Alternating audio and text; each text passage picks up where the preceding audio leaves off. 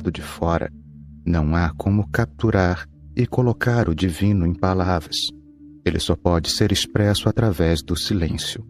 Não há como expressá-lo em palavras. Só podemos experimentar o divino quando estamos completamente vazios. Não há como expressá-lo através das Escrituras. Presumimos que o conhecimento se adquire por meio das Escrituras, mas são apenas palavras vazias.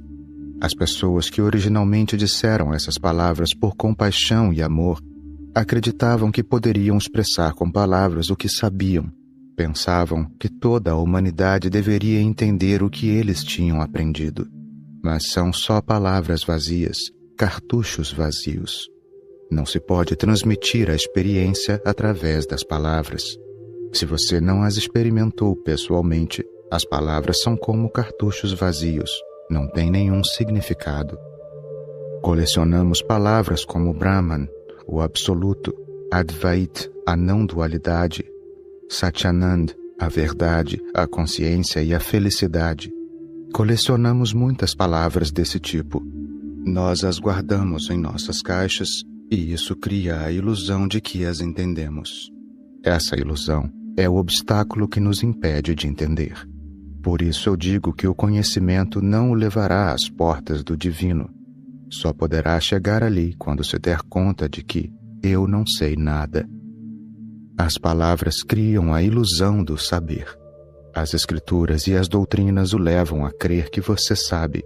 O buscador tem que ser valente, tem que ter a coragem de renunciar às palavras para conhecer a verdade. No que consiste o nosso conhecimento? Ele é só uma combinação de palavras e nada mais. Temos preservado esse conhecimento dentro de nós e isso fortaleceu o nosso ego, que achamos que é o nosso eu. Começamos a pensar, eu sou alguém, porque o nosso eu sabe alguma coisa. Essa imensa rocha do eu cada vez pesa mais e acaba se tornando um fardo. Talvez tenhamos acumulado todas essas palavras para sentir que sou alguém, sei alguma coisa ou não sou ignorante. Tenho, porém, que dizer uma coisa. Pode ter certeza de que tudo o que fortalece o seu ego é um obstáculo na sua busca pela verdade. Tudo o que reforça o seu eu, tudo o que consolida o seu ego, tudo o que cria a ilusão de que o eu existe, é um obstáculo, uma pedra no seu caminho. Um dia, um pai estava sentado com o filho à beira-mar, assim como estamos agora. Era fim de tarde e o sol estava se pondo. O pai levantou o dedo na direção do sol poente e disse, desça, desça.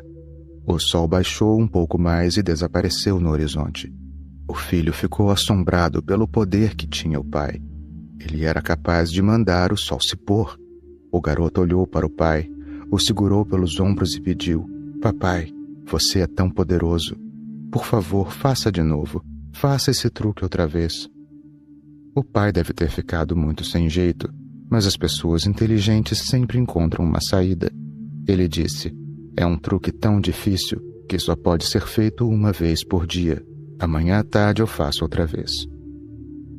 Aos olhos de um garotinho, o pai é forte e sabe muitas coisas. O professor é muito culto e poderoso aos olhos de um aluno. Os adultos se vangloriam dos seus conhecimentos diante das crianças e, ao fazer isso, reforçam o próprio ego. Mas nós não podemos enganar a vida. Podemos enganar a nós mesmos completamente.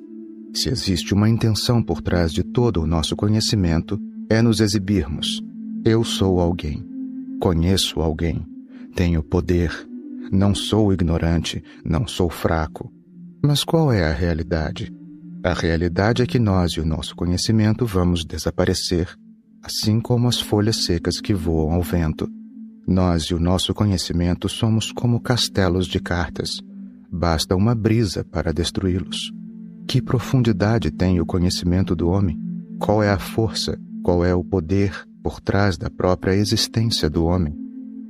Que lugar ocupa o ser humano neste vasto universo? Qual é o seu poder? É inconcebível que a lua e as estrelas saibam da nossa existência.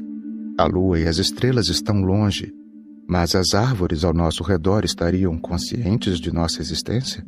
O topo das árvores ainda está muito distante, mas esta areia estaria consciente da nossa existência? Que sentido tem para a vasta existência a nossa sobrevivência? A minha, a sua, a nossa, a da espécie humana. O ser humano inventou um ego falso. Uma das ilusões mais profundas e arraigadas do nosso ego é crer que conhecemos a verdade da vida. No entanto, não conhecemos a verdade. A vida é totalmente desconhecida para nós. Um amigo perguntou: Osho, pode ser que o ser humano não conheça algumas coisas muito importantes, mas ele sabe pelo menos algumas coisas. Não há nenhuma diferença, nem nenhuma distinção entre as coisas mais importantes da vida e as menos importantes. Não importa que o sol seja grande e um candeeiro seja pequeno. Nem sequer um seixo é pequeno. O mistério da existência está presente tanto num pequeno seixo quanto no imenso Himalaia. Uma gota d'água contém tanto mistério quanto o Oceano Índico. A ideia de grande e pequeno existe apenas na mente humana. A existência não faz nenhuma diferença entre pequeno e grande. Eu ouvi que, uma noite, o sol estava prestes a se pôr no oeste quando disse em voz alta: Estou desaparecendo no céu e cairá a noite escura. Quem vai continuar lutando em meu lugar? Quem vai lutar contra a escuridão? A lua ficou calada, as estrelas ficaram caladas, mas um pequeno candeeiro de barro disse: Vou continuar lutando a noite toda até você voltar. E pelo resto da noite, aquele pequeno candeeiro continuou lutando contra as trevas. O sol pode ser imenso, mas por acaso você já viu um pequeno candeeiro lutando contra a escuridão? Já viu a chama de um pequeno candeeiro brilhando em meio de uma tempestade? Essa pequena chama contém a mesma luz que o grandioso sol. Quem é o pequeno e quem é o grande? Disse um poeta que, se ele fosse capaz de entender plenamente uma pequena flor, também seria capaz de entender o mundo, o universo, a vida. Apenas uma pequena flor. Se o homem puder entender uma pequena flor totalmente, não será preciso que entenda nada mais. Podemos entender o mar compreendendo uma gota d'água? Podemos entender a existência da vida em sua totalidade vendo um grão de areia? Não. Mas o fato é que não sabemos absolutamente nada, e o que chamamos de conhecimento não é o verdadeiro conhecimento. É apenas um entendimento temporário, utilitário, que cria a ilusão de que sabemos. Há um cientista de que gosto muito de falar, Thomas Edison. Thomas Edison foi à pequena aldeia. Ao longo da vida, ele patenteou 1000 invenções. Com certeza não existiu outro cientista com tantas invenções em seu nome. 1000. E não havia ninguém que conhecesse melhor que ele o princípio da eletricidade. Uma vez ele foi a uma aldeia onde as pessoas não o conheciam. Na escola da aldeia havia uma pequena exposição. As crianças tinham fabricado brinquedos e jogos. Os alunos de ciências tinham construído até jogos e brinquedos elétricos. Um barquinho, uma ferrovia e um carro. As crianças estavam entusiasmadas, explicando aos visitantes como eles funcionavam. Enquanto passeava, Edison decidiu ir à exposição e visitar a seção de ciências. As crianças tentaram lhe explicar como funcionava o barco com eletricidade. Edison as observou feliz. Estava surpreso. Então, as crianças começaram a explicar com mais entusiasmo. De repente, Edison, já um ancião, perguntou: Tudo o que estão dizendo sobre o barco e a ferrovia que funcionam com eletricidade está certo, mas não sei se saberiam responder a uma pergunta. É uma pergunta que não me sai da cabeça. O que é eletricidade? As crianças responderam: Eletricidade? Podemos dizer que o barco funciona, mas não sabemos o que é eletricidade. Vamos chamar o nosso professor. Eles chamaram o professor e Edison perguntou: O que é eletricidade? O professor era formado em ciências, mas também não soube responder. Sei como a eletricidade funciona, mas não sei o que é. Você pode esperar um instante. O diretor da escola é formado em ciências e tem doutorado. Vamos chamá-lo. Eles chamaram o diretor. Ninguém sabia que era Edson diante deles, o homem que sabia mais sobre eletricidade do que qualquer outra pessoa. O diretor chegou e tentou compreender a pergunta. Edson disse: "Não estou perguntando como a eletricidade funciona. Estou perguntando se ela é composta de várias coisas. Estou perguntando o que é eletricidade." O diretor respondeu: "Sinto muito, mas eu não sei." Todos se calaram, preocupados e perplexos. O homem mais velho começou a rir. Ele disse: "Provavelmente vocês não sabem, mas sou Thomas Edison e nem eu sei o que é eletricidade." Isso é humildade. A humildade é a primeira condição para ser um buscador da verdade. Thomas Edison foi capaz de reconhecer que nem ele sabia o que era eletricidade. Essa é uma qualidade da mente religiosa, aceitar o infinito mistério da vida. Quando a pessoa aceita o mistério da vida, ela não presume que possui conhecimentos, porque essas duas coisas são contraditórias. Quando alguém afirma que sabe, o que está dizendo é: na vida não há mistério. Como eu sei tudo, a vida não tem mistério nenhum para mim. A pessoa que diz "eu não sei" está na realidade dizendo que a vida é um mistério. A vida é um mistério infinito. Por que insisto tanto na inocência do indivíduo? Para que você continue se lembrando do mistério da vida. A vida não é um mistério para a pessoa culta. Assim que ela sabe, o mistério desaparece. Faz milhares de anos que as escrituras religiosas vêm destruindo o mistério da vida. Elas descrevem tudo como se já fossem conhecidas. Se você perguntar quem criou o mundo, elas têm uma resposta pronta para isso. Dizem: Deus criou o mundo. Outras dizem, inclusive, Deus criou o mundo em 6 dias e no 7º dia descansou. Algumas até sabem a data exata da criação. Dizem que a vida foi criada 4.000 anos antes de Cristo, em tal e tal data. Essas pessoas sempre têm resposta para tudo. Como um ser humano pode saber quando a vida foi criada? Se o ser humano surgiu do nada no meio da eternidade, como ele pode saber quando começou a vida? Como as ondas do mar podem saber quando o mar foi criado? As ondas só apareceram depois que o mar passou a existir. Quando que existisse mar, não existiam ondas. Como as ondas podem saber? Como o ser humano pode saber?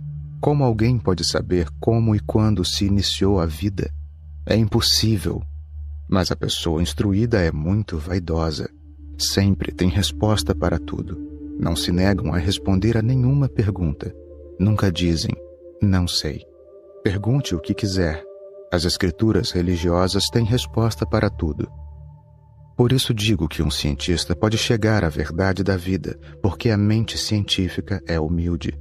Mas os eruditos religiosos nunca poderão alcançar a divindade, porque têm respostas para tudo, sabem tudo, são oniscientes, sabem absolutamente tudo. O conhecimento dessas pessoas mata todo o mistério da vida. Infelizmente, elas não estão conscientes disso. Essa é a razão por que a religião está desaparecendo lentamente da vida humana. É preciso que haja uma sensação de mistério para que o ser humano se aproxime da religião. Foi por isso que eu disse, esta manhã, que o ser humano precisa estar consciente de que não sabe. Isso é inevitável. Sem consciência da sua ignorância, ele não poderá continuar avançando. Um amigo perguntou: Osho, é possível que alguém não consiga compreender a jornada espiritual por causa de uma situação em particular? Eu não sei qual é a situação dessa pessoa que fez a pergunta, mas não consigo imaginar nenhuma situação que possa tornar impossível a jornada espiritual. O ser humano sempre dá como desculpa as circunstâncias. Somos especialistas em inventar desculpas. Quando não queremos fazer alguma coisa, inventamos uma desculpa. Um templo estava sendo construído. Os moradores das aldeias vizinhas estavam se oferecendo para ajudar na construção. O organizador tinha ido às aldeias vizinhas pedir às pessoas que fossem ajudar. Uma pessoa poderia trazer tijolos, outra poderia começar a construir com eles, outra poderia trazer pedras, outra poderia misturar a massa, de modo que o templo fosse construído com o trabalho de todos. Quando uma pessoa constrói um templo sozinha, isso pode se tornar uma viagem pessoal do ego, o templo do seu ego. Mas esses aldeões eram muito sensatos. Quando as pessoas se reúnem por amor, o próprio amor pode converter qualquer lugar num templo. Vieram pessoas de povoados distantes para construir esse templo. Ele não foi construído com tijolos e pedras ao redor do ego de uma pessoa. O trabalho já havia começado quando, um dia, alguém foi ao local e ficou ali em silêncio, parecendo muito desanimado. Ele não estava trabalhando, só estava de pé embaixo de uma árvore.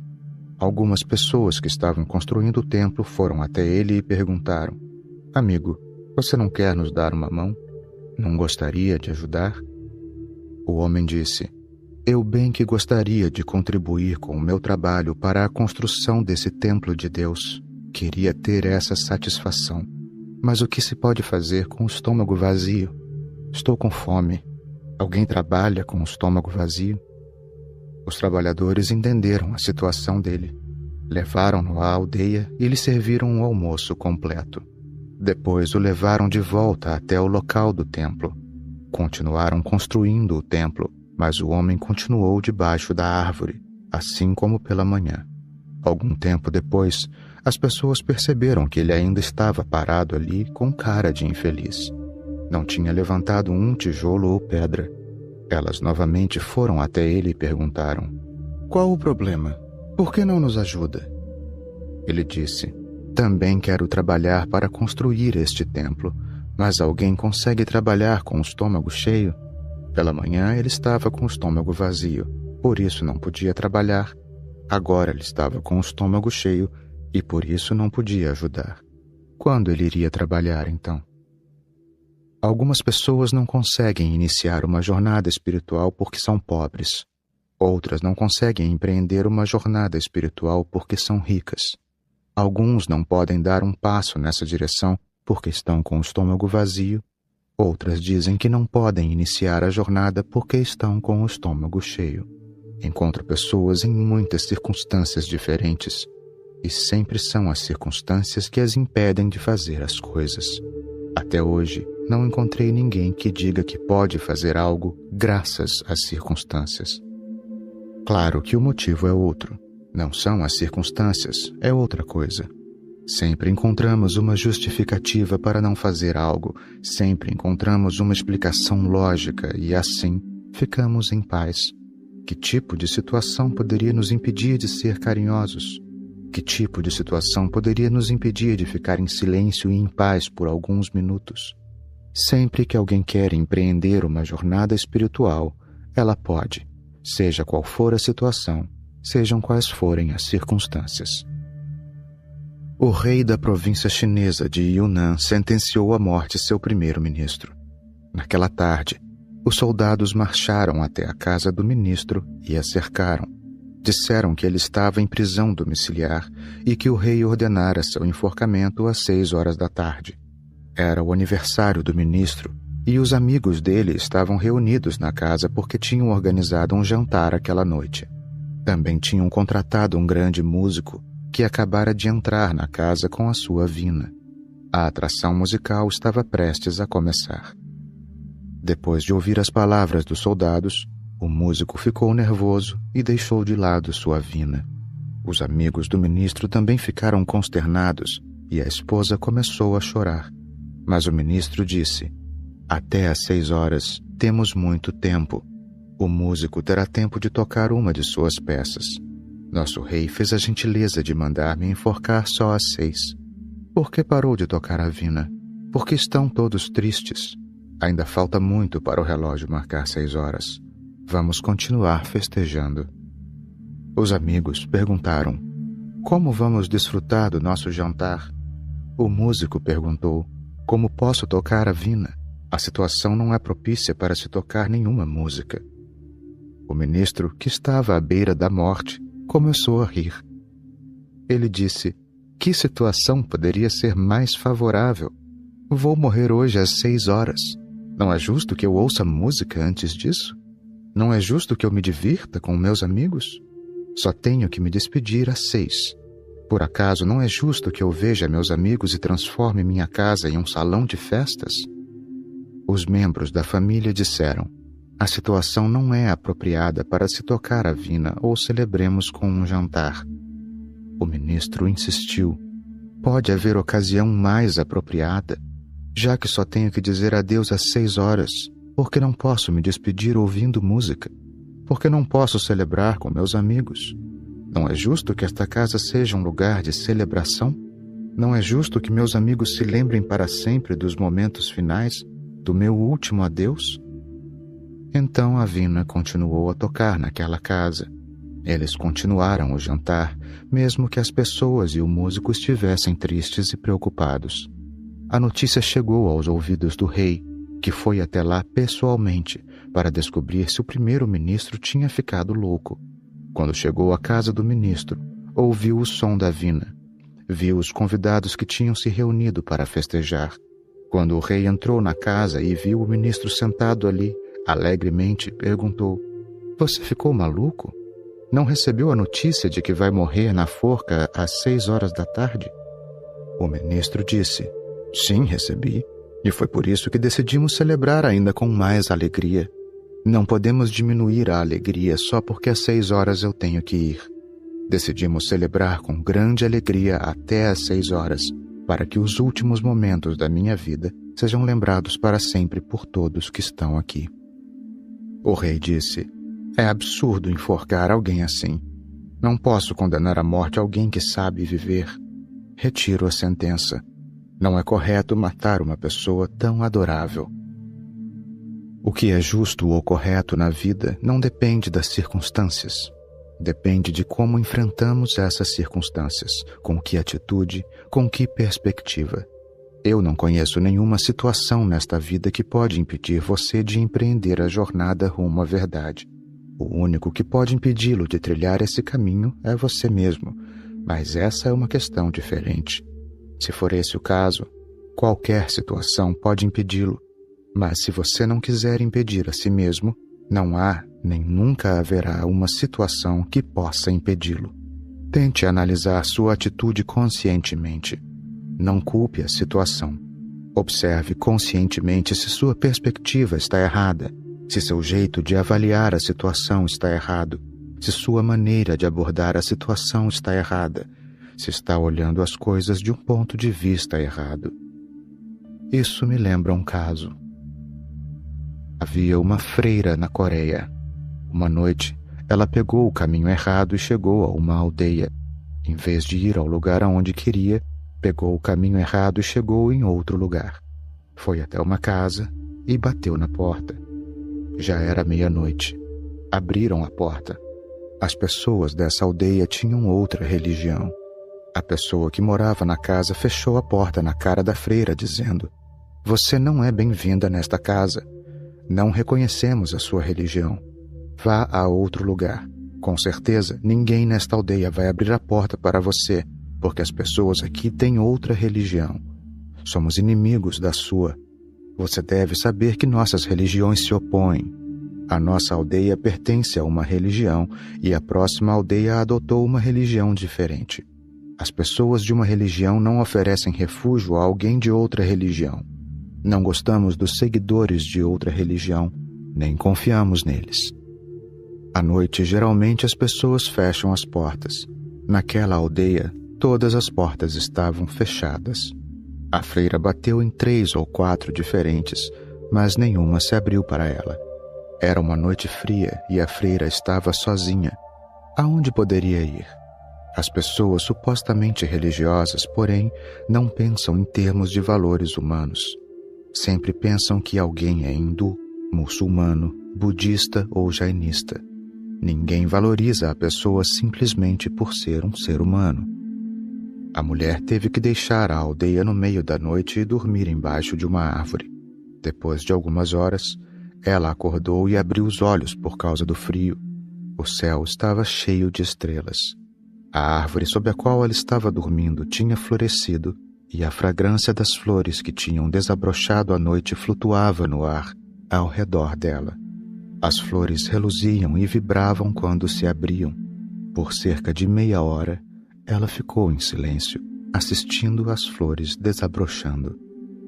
A freira continuou a olhar as flores desabrochando, continuou olhando as estrelas no céu. Então correu em direção à aldeia e bateu nas mesmas portas que estavam fechadas para ela.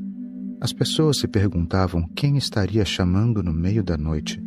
Abriram a porta e encontraram a mesma freira parada ali. Disseram: "Já lhe dissemos que nossa porta não está aberta para você. Por que voltou?" Mas os olhos da freira estavam cheios de lágrimas de gratidão. Ela disse: "Desta vez não vim pedir que abram a porta. Não vim para ficar. Só vim para dizer obrigada. Eu teria perdido a visão das estrelas cintilantes no céu e das flores desabrochando se tivessem me deixado pernoitar em sua casa. Eu só vim para agradecer. Se tivessem aberto a porta para mim, eu não teria dormido sob o céu. Foi sua bênção que me salvou das paredes das casas e me empurrou para o céu aberto. Quando me mandaram embora, pensei que eram más pessoas, mas agora vim dizer que pessoas boas moram nesta aldeia. Só vim para agradecer. Que Deus os abençoe. Vocês me presentearam com uma noite cheia de experiências. Esta noite senti felicidade. Esta noite vi flores desabrochando. Essas experiências fizeram desabrochar as flores do meu espírito. Nesta noite silenciosa, vi as estrelas no céu, e é como se o céu dentro de mim se abrisse e revelasse as estrelas que existem ali. Vim apenas agradecer por isso. As pessoas desta aldeia são realmente muito boas. Na realidade, nada depende das circunstâncias. Tudo depende de como nos relacionamos com as circunstâncias. Todo mundo deveria aprender a enfrentar qualquer situação. Assim, uma pedra no caminho pode se tornar um trampolim. Se estamos acostumados a olhar para as situações da perspectiva errada, até um trampolim pode parecer um obstáculo no caminho. Uma pedra pode se tornar um trampolim, mas nós podemos converter um trampolim numa pedra. Podemos ver uma oportunidade como uma desgraça, e uma desgraça pode se tornar uma oportunidade. Tudo depende de como vemos, de como aproveitamos essa oportunidade, qual é a nossa perspectiva, a nossa visão da vida, como lidamos com a vida e olhamos para ela. Olhe a vida com olhos cheios de esperança.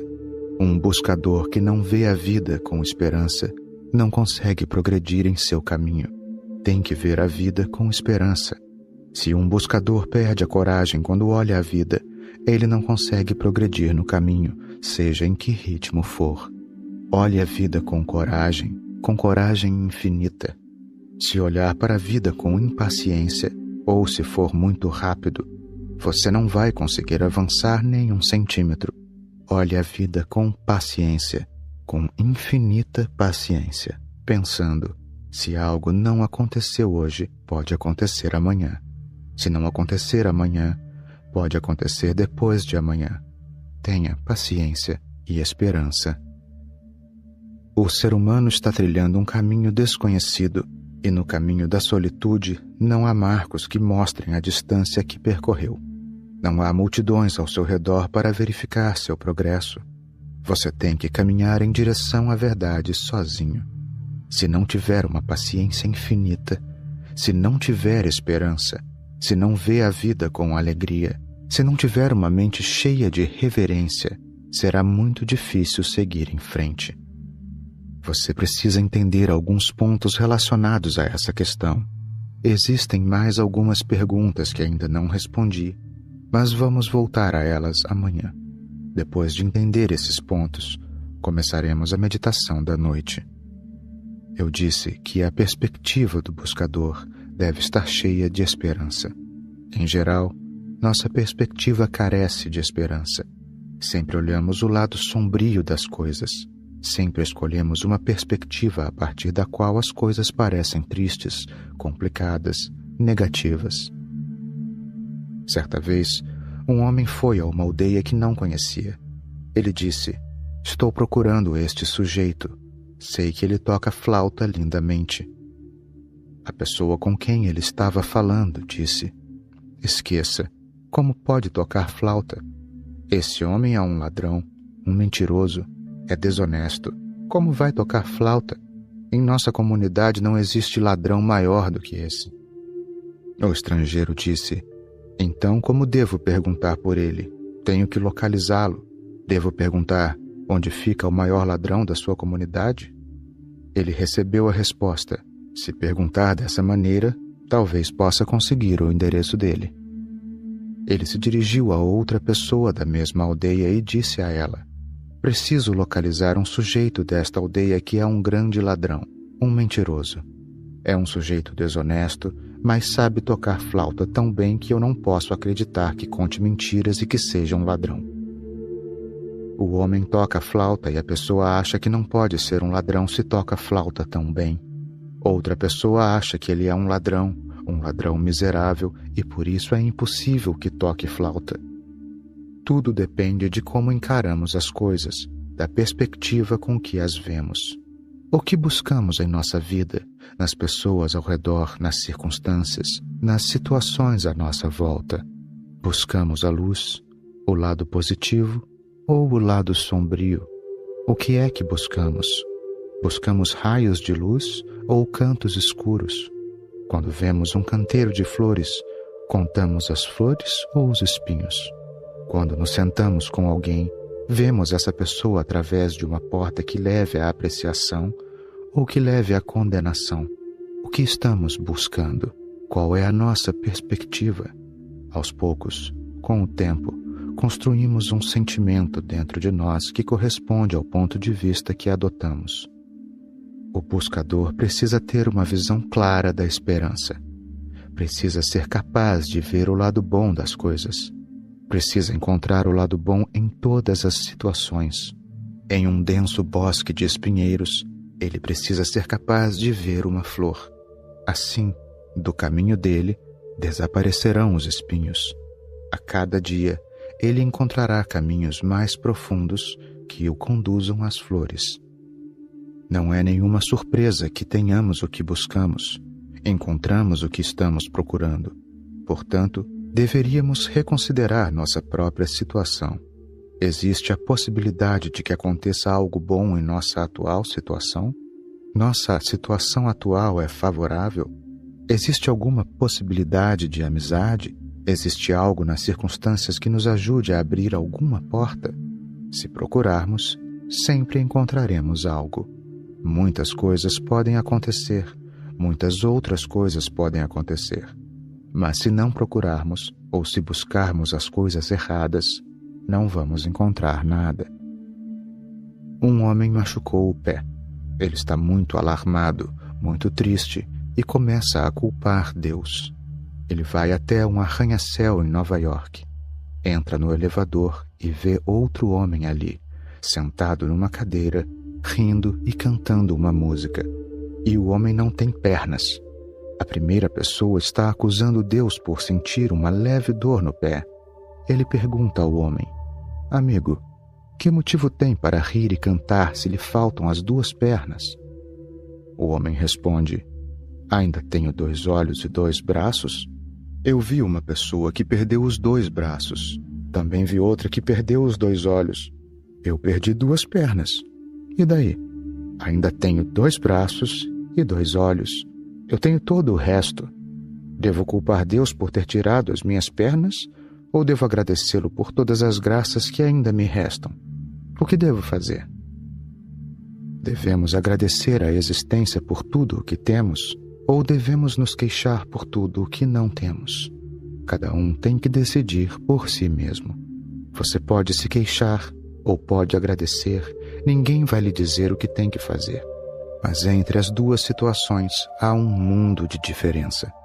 E faça o que fizer, você tem que viver com as consequências dos seus atos.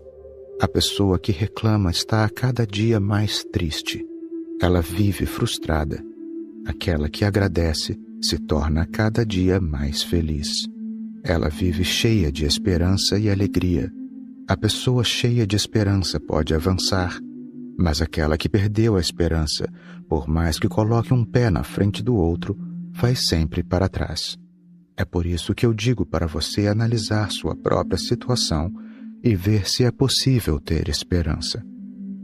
O segundo ponto é: você não consegue se libertar das circunstâncias por ao menos alguns minutos em 24 horas? O sono o liberta todos os dias. Todas as suas circunstâncias ficam suspensas enquanto você dorme. Você não é nem pobre, nem rico. Não está nem feliz, nem triste. O sono leva você a um ponto em que está fora do alcance das circunstâncias. Você não pode deixar de se identificar com elas por um instante. Lembre-se de que se alguém consegue deixar de se identificar com as circunstâncias conscientemente, pelo menos por alguns instantes, ele sempre saberá o segredo para se sobrepor a elas. Se consegue não se identificar por um instante, vai saber que a consciência humana sempre pode se sobrepor às circunstâncias. A noite vem e depois de um tempo amanhece. O sol nasce e mais tarde a noite desce. Tudo isso acontece ao seu redor, mas você pode permanecer à margem dessas coisas. Quando você entender essa separação, quando tomar consciência de que existem altos e baixos, de que as estações vêm e vão, você vai saber que estou à margem do fluxo da vida, sozinho e distante. Chega o verão, chega o inverno, vem a chuva e volta o verão novamente. Mas nada disso me afeta, nem se sobrepuja ao meu espírito. Nada muda o que sou. Simplesmente permaneço onde estou. As situações vêm e se alteram. Se um dia você entender isso totalmente, mesmo que por um instante, a partir desse dia, você deixará de se apegar às situações pelo resto da vida. Por isso que precisamos desenvolver a capacidade de se manter à margem das circunstâncias, pelo menos por um instante.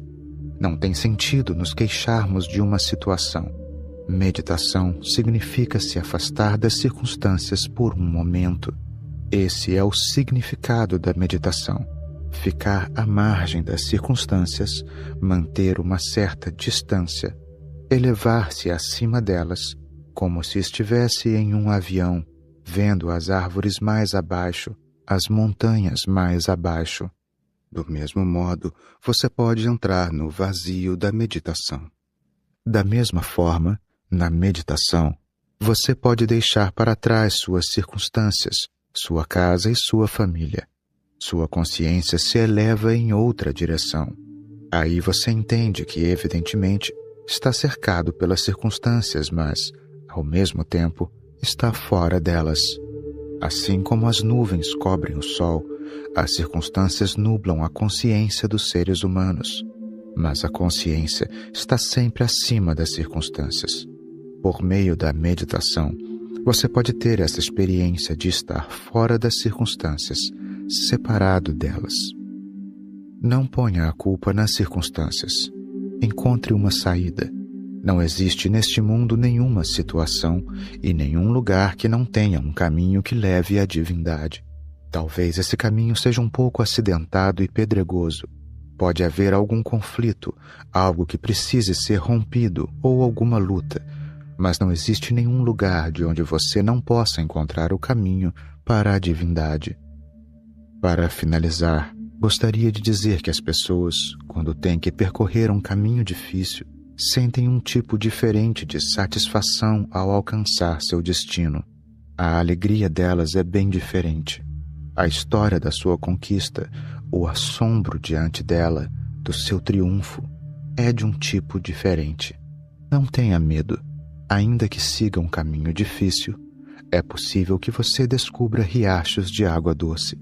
Se continuar avançando cheio de expectativa e esperança, acabará chegando ao seu destino. Agora vou falar um pouco sobre a meditação da noite. Depois disso, vamos nos sentar para a meditação. A meditação da manhã é feita quando você acorda. A meditação da noite é feita antes de dormir. Você deve ter em mente duas coisas sobre essa meditação. A noite é uma oportunidade misteriosa, uma grande ocasião. Se você puder dormir depois da meditação, um pouco mais tarde, a noite inteira será meditativa, ficará transformada. Se sua consciência se tornar meditativa na hora do sono, então, aos poucos, lentamente, a noite inteira, todo o seu sono se tornará parte integrante da meditação. Talvez você não saiba que a hora de dormir é um limiar entre o final do estado de vigília e o início do estado de sono. Durante a noite, sua consciência gira em torno do estado que você se encontrava ao adormecer. Se na sua mente havia tensão, a noite inteira você passará nessa mesma tensão. Se está com raiva, seus sonhos durante a noite vão girar em torno dessa raiva. Os estudantes sabem que, se dormirem depois de estudar até tarde da noite, durante a noite a mente vai repassar a matéria da prova. Durante a noite, a mente gravita em torno do mesmo assunto que a ocupava pouco antes de dormir. Sua mente continua dando voltas em torno do mesmo problema. Você pode não ter notado, mas, se tentar, verá que ao despertar de manhã, no momento em que seu sono é interrompido, a mente volta imediatamente para o mesmo sentimento, o mesmo pensamento que tinha na noite anterior. De manhã, você começa do mesmo ponto que deixou quando foi dormir à noite. É por isso que vale a pena meditar à noite. Se você puder dormir meditando, isso trará uma transformação fundamental na sua vida. Pela manhã, você vai acordar uma pessoa totalmente nova. Assim que acordar, a primeira coisa de que vai se lembrar é a meditação. Se você puder passar 6 horas por noite em um sono tranquilo, suas 24 horas seguintes serão tranquilas. Você será outra pessoa, renovada. Pessoas que dormem meditando me dizem que nunca antes tiveram um sono tão profundo. Quando a meditação anda de mãos dadas com o sono, um fenômeno totalmente novo se produz. Você pode fazer essa meditação à noite, antes de dormir. Depois que concluiu todas as suas atividades e se deitou na cama à noite, sem ter mais nada que fazer, pratique essa meditação durante 15 minutos. Depois disso, não se levante. Vá dormir. Não faça nada depois. Vá dormir em silêncio após a meditação. A corrente que começou na meditação deve invadir o seu sono. A subcorrente da meditação deve invadir o seu sono. Esse experimento deve ser realizado enquanto você está deitado. Deite-se na cama e tente fazê-lo antes de dormir. Enquanto o faz, você deve ter em mente algumas questões. Primeiro, é essencial relaxar o corpo todo. O corpo tem de permanecer relaxado. Não deve haver tensão. Deixe o corpo completamente solto, como se ele não tivesse energia. Deixe que todas as partes do corpo se soltem. Deixe que vão se soltando, uma a uma. Deite-se, relaxado. Depois, feche os olhos lentamente. Convide o corpo a relaxar. Continue fazendo isso por um tempo. Por 1 ou 2 minutos, sinta que o corpo está se soltando, está ficando mais relaxado. Se praticar esse exercício durante 2 ou 3 minutos consecutivos por 1 semana ou 2, seu corpo ficará completamente relaxado. Quando o corpo está solto, você sente como se não tivesse corpo. Quando seu corpo relaxa completamente, você experimenta a sensação de que não tem corpo. Sente como se ele não existisse. Você só sente o corpo quando há tensão, quando ele está carregado. Quando seu corpo está relaxado, você não o sente. Você já deve ter percebido que, quando tem um espinho no pé, você sente o pé. Se tem dor de cabeça, você sente a cabeça. Mas se não tem um espinho no pé, você não sente o pé, nem se dá conta de que tem um pé. Se não houver dor de cabeça, você não sente sua cabeça, nem sabe se ela está no lugar. Você só sente seu corpo nos pontos onde há tensão. Uma característica de um corpo saudável é que você não o sente. Temos consciência da doença, mas não da saúde. Quando medita, você deve deixar o corpo tão solto que perca a consciência de que ele existe.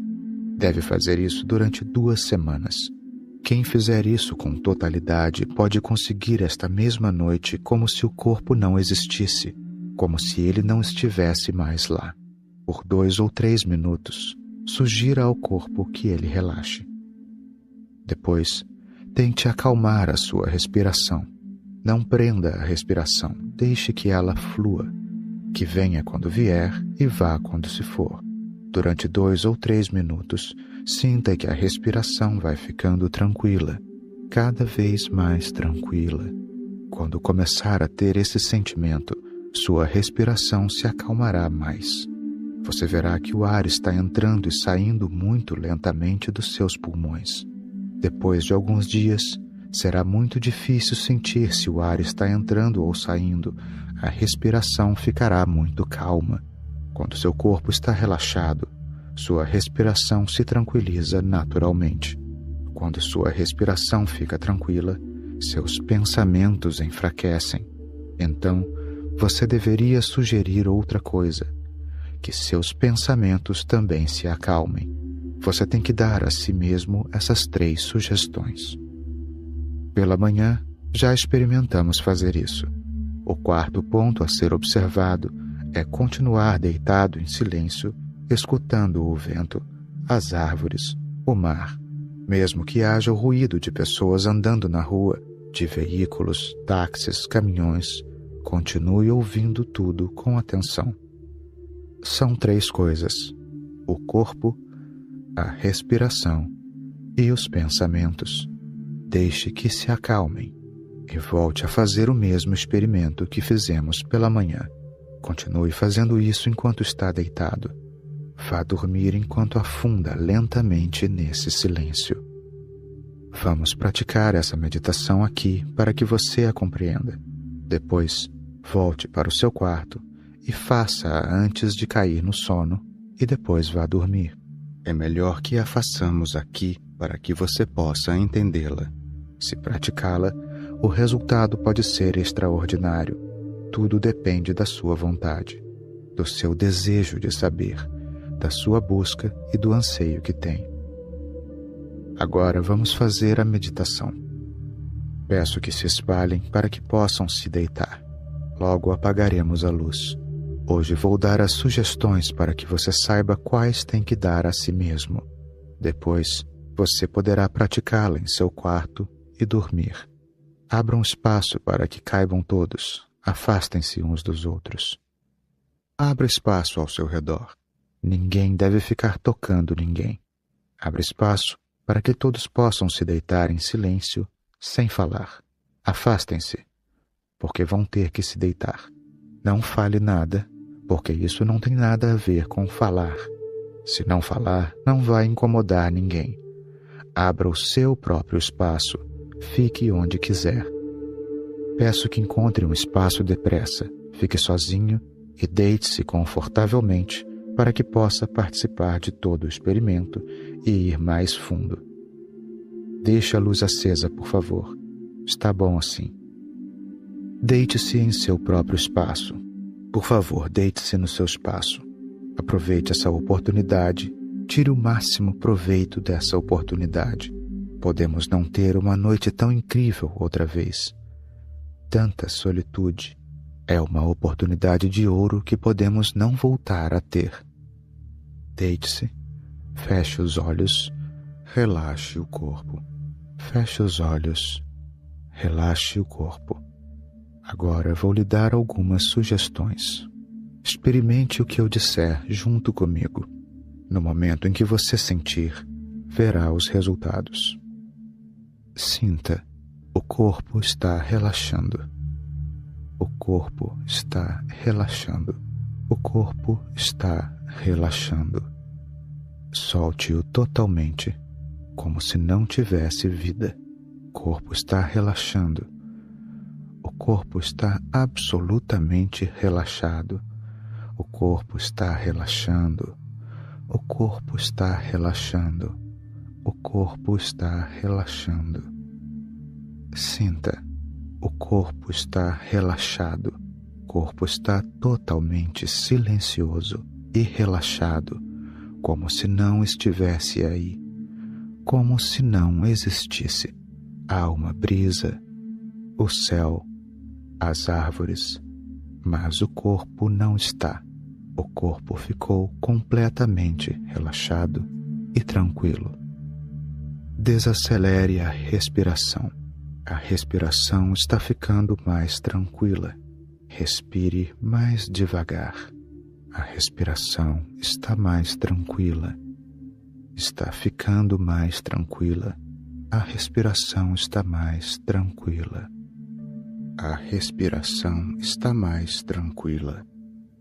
Os pensamentos também estão ficando mais silenciosos. Os pensamentos estão ficando mais silenciosos. Os pensamentos estão mais silenciosos. Os pensamentos estão mais silenciosos. Os pensamentos estão mais silenciosos. Os pensamentos ficaram silenciosos. Tudo está em silêncio. Agora ouça em silêncio. O vento, todos os sons, ouça em silêncio. Pouco a pouco, tudo estará silencioso dentro de você. Assim como a noite está em silêncio lá fora, da mesma forma, tudo está em silêncio dentro de você. Ouça os ventos silenciosos. Durante 10 minutos, apenas ouça. A mente está ficando silenciosa. Pouco a pouco, a mente vai ficar em silêncio. Tudo vai ficar em silêncio. Vai haver um nada silencioso dentro de você. A mente está ficando em silêncio. Continue ouvindo atentamente. A mente está ficando em silêncio. Só os ventos vão permanecer. Você se dissolverá. Se dissolverá totalmente. Tudo está em silêncio. A mente ficou em silêncio. A mente ficou totalmente em silêncio. A mente ficou em silêncio. Só existe o vento lá fora, a noite lá fora. Você ficou totalmente em silêncio. Você está totalmente morto. Continue escutando. Continue escutando. A mente ficou em silêncio. Dentro de você há um imenso silêncio. Tudo ficou em silêncio. Tudo ficou em silêncio. Você está completamente morto. Você não existe. A mente está em silêncio absoluto. Reconheça esse silêncio. Entenda esse silêncio. Tudo ficou em silêncio. Você tem que entrar nesse silêncio todos os dias. A cada dia você irá mais fundo, até que um dia esse silêncio o levará à divindade. Agora, respire fundo várias vezes. Inspire várias vezes e abra os olhos muito lentamente. Você verá que, fora, encontrará a mesma paz que sente aí dentro. Permaneça deitado e, aos poucos, abra os olhos. Fora, tudo está silencioso também. Agora levante-se bem devagar e volte ao seu lugar. Sente-se em seu lugar em silêncio, sem fazer barulho. Os que não puderem se levantar, respirem fundo, depois busquem seu lugar e sentem-se lentamente. Se não quiser se levantar de imediato, fique um pouco deitado. Depois, levante-se devagar e sente-se em silêncio, sem incomodar quem está por perto. Volte devagar. Volte para a sua cama e faça essa meditação agora, pois sua memória está fresca e você vai conseguir fazê-la sozinho. Depois, durma. A sessão da noite está concluída. 4. Vivencie a unidade com a vida. A coisa mais triste da nossa existência é que deixamos de participar da vida. Perdemos a sintonia e a harmonia com a vida. Estamos muito longe da vida em si. Já não temos nenhuma conexão com o todo. Entre nós mesmos e a existência não há uma ponte. A criança sai do útero da mãe. Ao nascer, o corpo da criança é separado do corpo da mãe e ali se inicia uma jornada de separação, de distanciamento. A criança estava ligada à mãe e é separada. Talvez por causa dessa separação, criou-se a ilusão de que nossos corpos, inclusive nossos espíritos, estão separados. Talvez a separação corporal tenha provocado um conflito em nossa vida interior. O corpo da criança é separado do corpo da mãe, mas a alma permanece unida, não está separada da totalidade. Na vida, não existem separações, não existem divisões, mas não vivenciamos essa unidade, essa não dualidade. Não estamos conscientes dela, nós a recordamos. Essa é a desventura da raça humana. Para superá-la, o buscador tem que dar um segundo passo. Eu já contei qual é o primeiro passo, que o conhecimento é uma ilusão. O conhecimento é uma mentira. Todo aprendizado se resume às escrituras e às doutrinas. Mas a verdade é a ignorância do ser humano. Quando você aceita essa ignorância e lembra que eu não sei nada, vai abaixo o primeiro muro entre você e a vida. Há outro muro que também precisa cair por terra. Esta manhã quero falar sobre esse muro, porque só assim você pode vivenciar a verdade existencial. A verdade existencial é a sua própria verdade. Você pode chamar isso de iluminação, libertação, moksha ou divindade. Dá no mesmo. Na realidade, não há nenhuma diferença entre esses termos. O primeiro muro é o do conhecimento. O segundo muro qual é? A falta de totalidade em nossa vida. Temos que viver com totalidade a vida que temos à nossa disposição. Vou tentar explicar essa questão por meio de uma breve história. Há uns 1500 anos, o imperador chinês anunciou que queria criar um novo selo para o seu reino. Ele convidou artistas a enviar uma pintura de um galo cantando. O vencedor seria aquele que conseguisse produzir a imagem mais real, e seria muito bem recompensado. Seria nomeado o principal professor de artes do reino. Grandes artistas de todo o reino foram para a capital apresentar seus projetos. Mas quem poderia julgar a melhor pintura? E eram milhares. O imperador chamou um pintor veterano da capital para que escolhesse a melhor. O artista reuniu o material de todos os participantes e se trancou em uma sala. À noite, ele enviou uma mensagem ao imperador. Nenhuma única pintura é boa o suficiente. Encontrei defeitos em todas elas. Havia muitas pinturas, uma melhor do que a outra. Até o próprio imperador estava fascinado por elas. Mas o artista disse que nenhuma única pintura tinha valor. O rei ficou perplexo e perguntou ao artista: quais são seus critérios? Como chegou à conclusão de que não existe nenhuma única pintura boa o suficiente? O homem disse: só tenho um critério. Fiz um galo vivo olhar para elas, mas ele não conseguiu reconhecer um galo em nenhuma das pinturas. Ele nem olhou para elas. Fez o maior pouco caso. Se eles realmente parecessem vivos e vibrantes, o galo teria cantado ou ficado assustado, ou teria fugido ou se preparado para brigar. Mas ele ignorou totalmente as pinturas, nem olhou para elas. E esse é o único critério possível. A medida, o galo vivo, não aprovou nenhum dos galos pintados. O imperador disse: esse é um grande problema. Jamais me ocorreu avaliar as pinturas assim. O velho artista disse: mas quem mais poderia provar a verossimilhança dos galos pintados, a não ser um galo vivo? O rei disse: então só você pode fazer uma pintura correta. O velho disse: isso é difícil. Na minha idade é muito difícil produzir uma pintura de um galo. O imperador discordou: você é um grande artista. Como não pode pintar a imagem de um galo?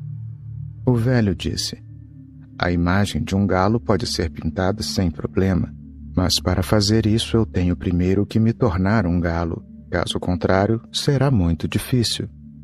O rei disse: faça como quiser. O velho disse: mas levará pelo menos 3 anos. Não sei se vou viver tanto tempo. O rei providenciou um espaço no bosque para o velho artista morar. Depois de cerca de 6 meses, enviou pessoas para ver como estava aquele artista maluco e saber o que ele estava fazendo. Encontraram o velho sentado na companhia de galos silvestres. 1 ano se passou e o rei voltou a mandar alguém para ver o pintor. Da primeira vez, o velho artista reconheceu seus amigos da capital. Na visita seguinte, descobriram que o velho quase se tornara um galo. Ele não se importou com os visitantes, nem sequer olhou na direção deles. Apenas ficou sentado perto dos galos. Por fim, 3 anos se passaram. O rei enviou mensageiros para trazer o artista de volta. A pintura tinha que ser concluída. Quando eles chegaram, descobriram que o velho era praticamente um galo. Ele fazia ruídos como se fosse um galo, se sentava como os galos, estava cercado deles. Eles levantaram o velho e o levaram para a corte, na capital. O rei perguntou: onde está a pintura? O artista cantou como um galo. O rei disse: você está louco? Eu não quero um galo. Preciso da pintura de um galo. O velho disse: agora a imagem pode ser pintada. Tragam o material necessário que eu vou pintar. E ele pintou por cerca de 1 hora. Vários galos foram levados para a sala onde a pintura estava. Tão logo viram a pintura, ficaram assustados e saíram correndo. O rei perguntou: que magia você fez? O velho disse: o mais importante é que eu me tornasse um galo. Só assim seria possível pintar a imagem de um galo. Eu tinha que entender o galo por dentro, conhecer seus processos internos. Como eu poderia entender sua alma se eu não me tornasse um galo e não me integrasse a ele? A menos que nos integremos à alma, a menos que possamos atingir a unidade com a vida, não poderemos entender o espírito da vida, a alma da vida. O espírito da vida é a divindade, é a verdade. A única maneira de conhecer a vida é ser uno com ela. Se não a conhecemos, como vamos vivê-la? É por isso que temos medo da morte. Se uma pessoa provar o sabor da vida, nem que seja uma vez, a morte desaparece. Para ela, a morte não existirá. O medo da morte é só uma indicação de que não sabemos o que é a vida.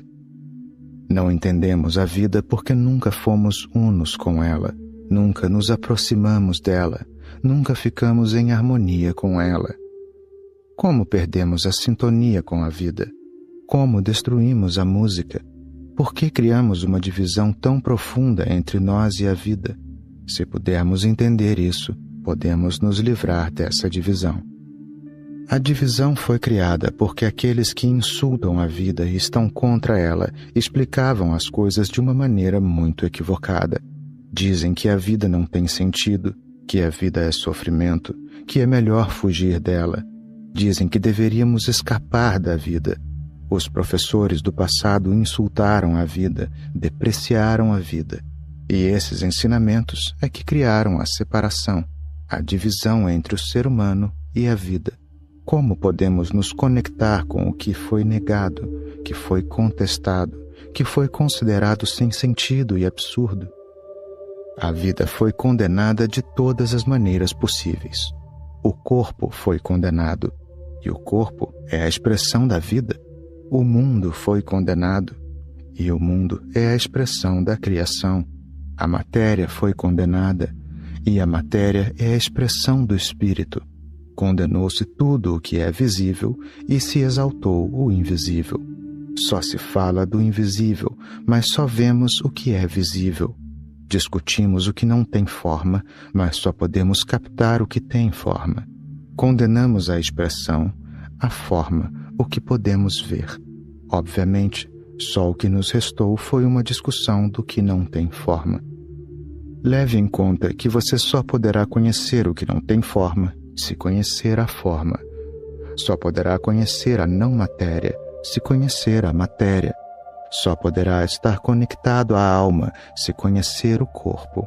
Quando alguém se opõe ao visível, está na verdade quebrando a escada que pode levá-lo ao invisível, que lhe é totalmente desconhecido. Mas o visível, a forma, a vida, a matéria, o corpo e o mundo, foi condenado ao extremo.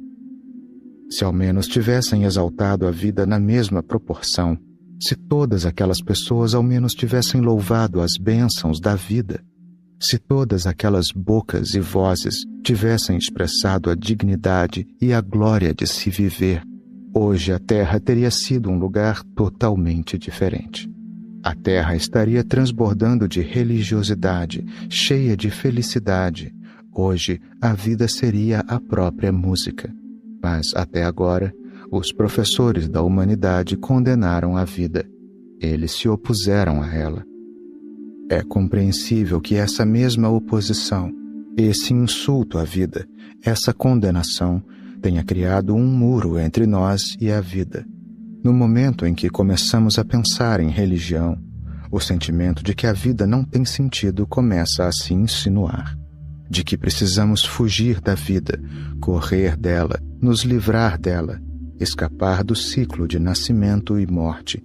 Tudo o que se pensa sobre a religião sempre está orientado para a morte, para o suicídio, vai contra a vida. A religião não nos convida a uma vida feliz e alegre. Ela nos convida a fechar os olhos para a vida, a fugir dela, a perder o interesse por ela. Isso faz que nossa mente se torne indiferente à vida. Achamos que ela não tem sentido. Nossa mente nos diz que tudo é um absurdo. Nascemos porque somos pecadores e, quando expiarmos todos os nossos pecados, não teremos mais motivos para voltar a nascer. Teremos chegado ao estado de libertação, moksha, em que não há nascimento nem morte, onde não há corpo, não há sentidos, não há forma. Entramos no estado sem forma. Mas, se adotamos essa atitude, não podemos desfrutar do jogo da vida, de Lila. Primeiro, vale a pena entender que os responsáveis por tornar o ser humano irreligioso não são aqueles que negaram Deus, nem são aqueles que não aceitaram a existência da alma. Os responsáveis são aqueles que negaram a expressão visível da vida, os que a condenaram e dizem que ela não vale a pena. Lembro-me de um incidente. Uma vez, tive como hóspede em minha casa um dos meus amigos, que era um sannyasin tradicional.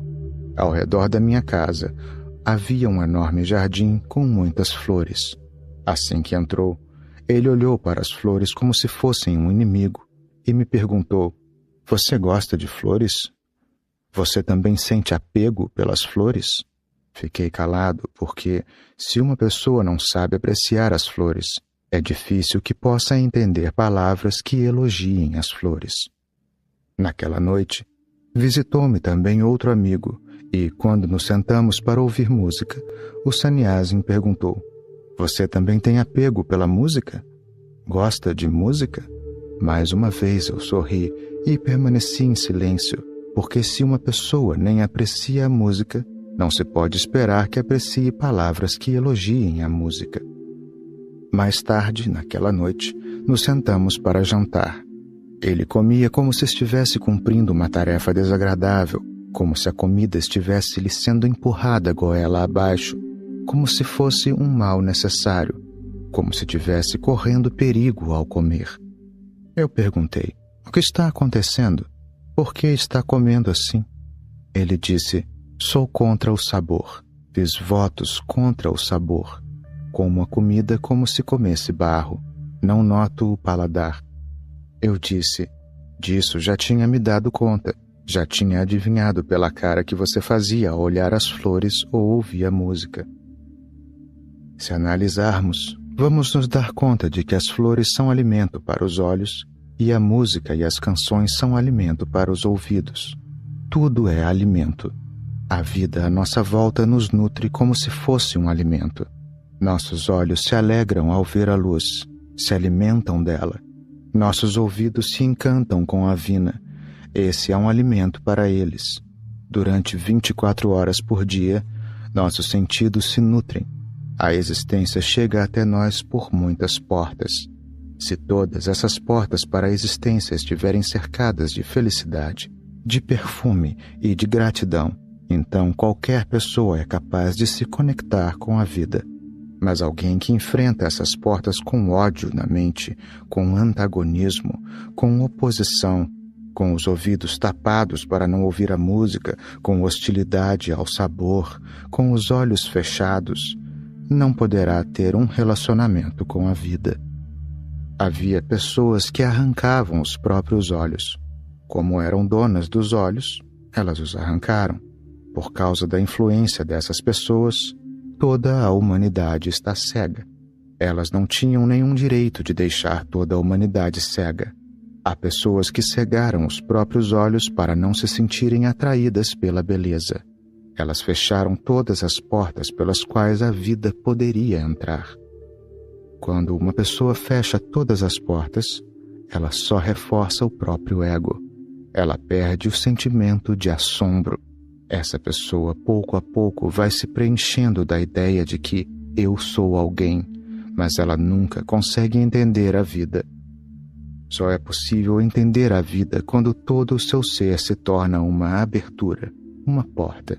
Nossa vida deve ser uma porta para as canções, para a beleza, para a música, para o sabor, para o perfume entrar. Para mim, o buscador é uma porta. É uma porta em todos os sentidos. Para ele, tudo, até a coisa mais insignificante, faz parte do universo. Até o menor fragmento é Brahman, a divindade. Um pequeno botão de rosa, o cuco entoando um canto desconhecido, tudo é música para o seu espírito. Ele aceita tudo. Aceita com gratidão tudo que a vida lhe oferece. Para ele, comer é rezar, tomar banho é como prestar um culto. Ele se enche de gratidão pela existência, até mesmo por respirar. A pessoa só pode se relacionar com a vida, só pode se tornar uno com a vida quando não tem desprezo pela vida.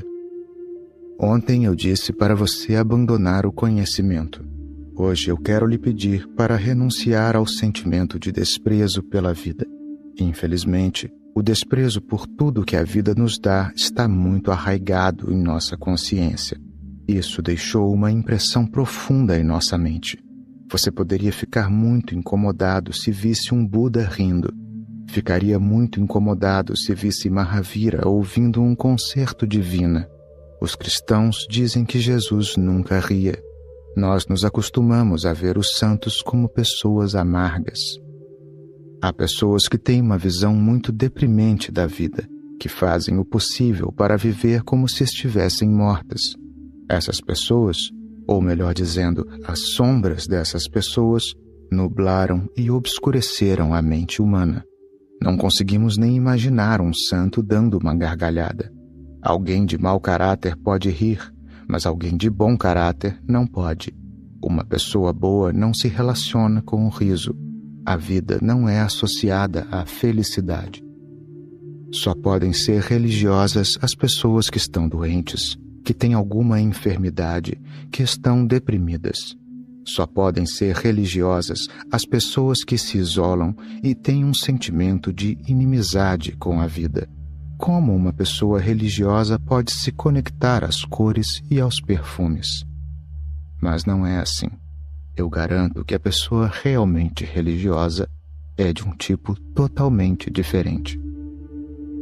Eu ouvi dizer que havia 3 santos que provinham de um país desconhecido. Eram conhecidos como os 3 santos sorridentes. Quando chegavam a uma cidade, todos começavam a dançar em uma explosão de alegria. Eles riam de uma maneira contagiante. Aos poucos, a cidade inteira começava a rir. Quando estavam em uma encruzilhada, as ondas de riso eram ouvidas por todo o lado. As pessoas perguntavam: "Qual é a mensagem de vocês?" Eles diziam: "Só temos uma mensagem. Aceitem a vida rindo. Quem tem uma perspectiva sombria da vida não pode se relacionar com a vida.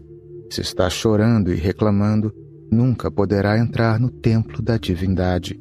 O riso é o caminho para a divindade. O arco-íris do riso é uma ponte para alcançá-la. Rostos lacrimosos não podem construir essa ponte. Só temos uma mensagem. É preciso aceitar a vida com alegria." Os 3 iam de aldeia em aldeia. Com o tempo, eles envelheceram. Não se sabe se havia santos como esses em outro lugar. Se houvesse santos assim em todos os lugares, o mundo seria um lugar bem diferente. Os 3 santos ficaram velhos. Em uma ocasião, um dos 3 faleceu. Os habitantes do povoado onde ele morreu acharam que, pelo menos nessa ocasião, os 2 que tinham restado ficariam tristes e chorosos, com os olhos cheios de lágrimas. Eles se reuniram em frente à casa dos 3, mas os 2 santos tinham tirado o cadáver da casa e estavam rindo. Eles disseram aos aldeões: "Venham ver uma pessoa extraordinária com seus próprios olhos." As pessoas viram que o santo estava morto, mas tinha um sorriso radiante nos lábios. O santo tinha morrido enquanto ria. No leito da morte, ele dissera aos amigos que não deveriam banhar seu cadáver nem trocar suas roupas. Ele queria que deixassem seu corpo sobre a pira funerária assim como estava. Nesse país, tinha-se o costume de tirar as roupas do morto, banhá-lo e vestir roupas novas. Quando alguém inicia uma nova peregrinação, deveria pelo menos usar roupas novas. Mas o santo tinha pedido que não trocassem suas roupas e não banhassem seu corpo. Queria ser colocado na pira funerária exatamente como estava. A aldeia inteira foi para o local de cremação para acompanhar o corpo do santo. Cerca de 1000 pessoas haviam se reunido ali. Colocaram o corpo sobre a pira funerária e a acenderam. Quando o fogo começou a arder e a queimar o corpo, as pessoas ficaram tristes. Mas, de repente, risos começaram a se espalhar pela multidão. As pessoas estavam rindo e as risadas se espalharam rápido, eram contagiantes. O que aconteceu? Quando o corpo começou a queimar, elas se deram conta de que o santo, antes de morrer, tinha escondido fogos de artifício embaixo das roupas. Quando o corpo começou a queimar, os fogos de artifício começaram a explodir. Todas as pessoas começaram a rir, dizendo: "Este santo era uma verdadeira figura. Ele passou a vida rindo e morreu rindo."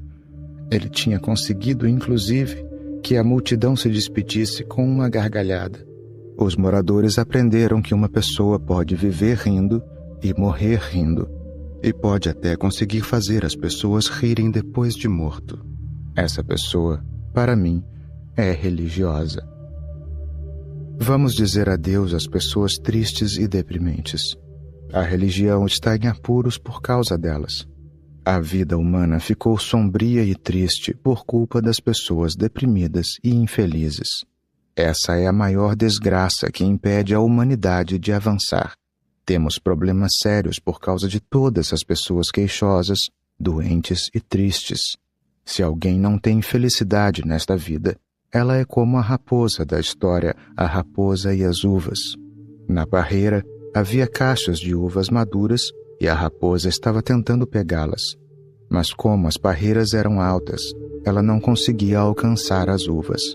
Então ela desistiu, dizendo que as uvas deviam estar azedas e que não valia a pena pegá-las.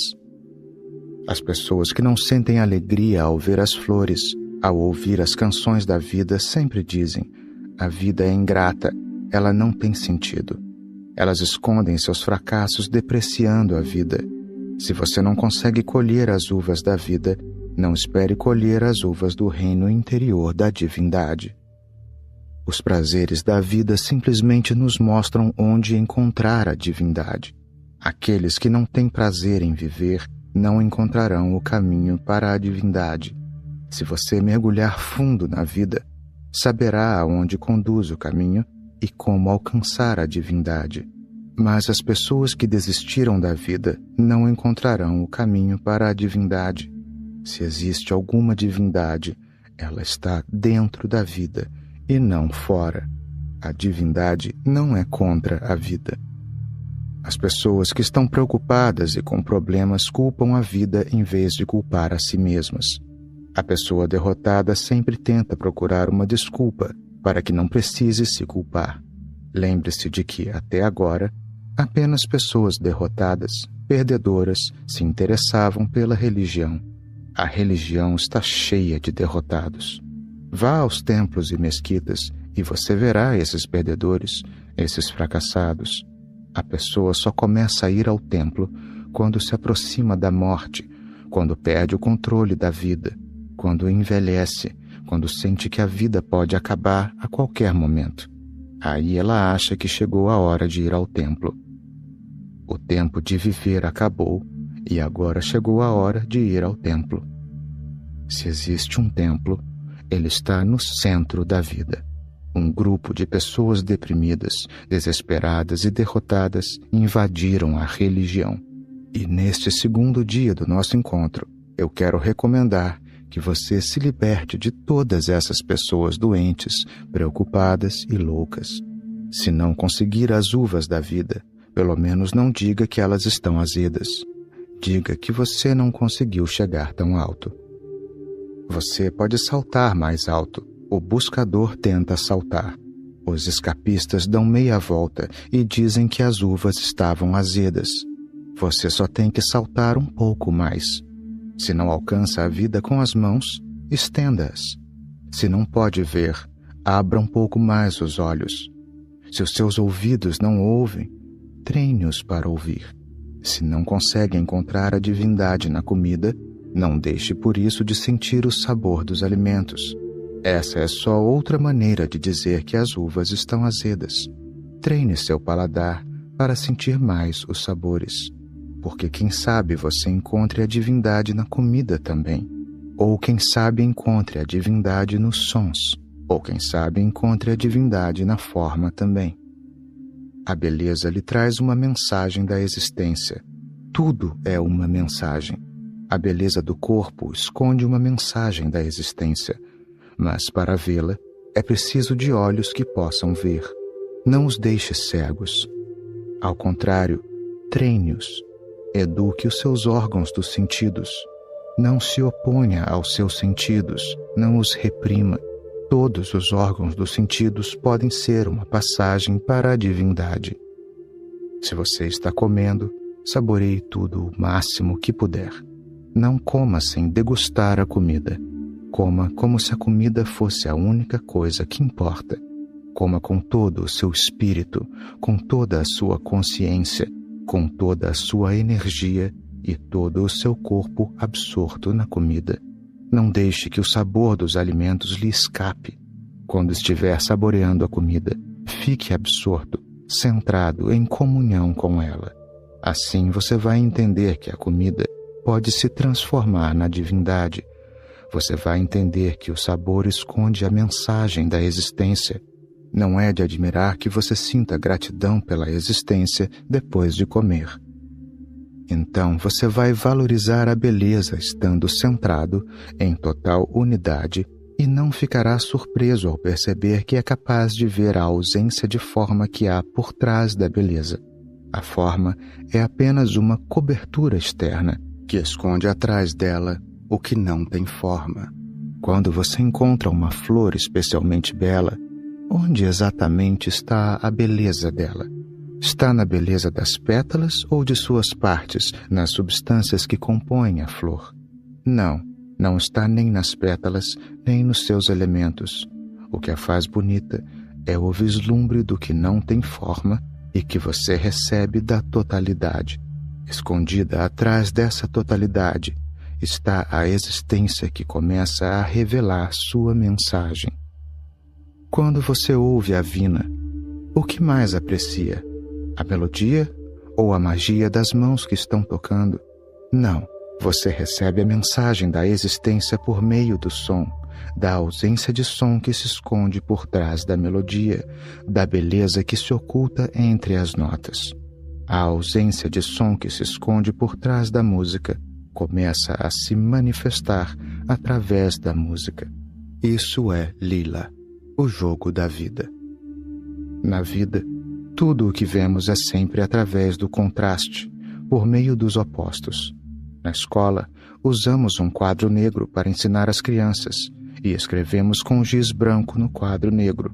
O fundo negro ressalta o giz branco das letras.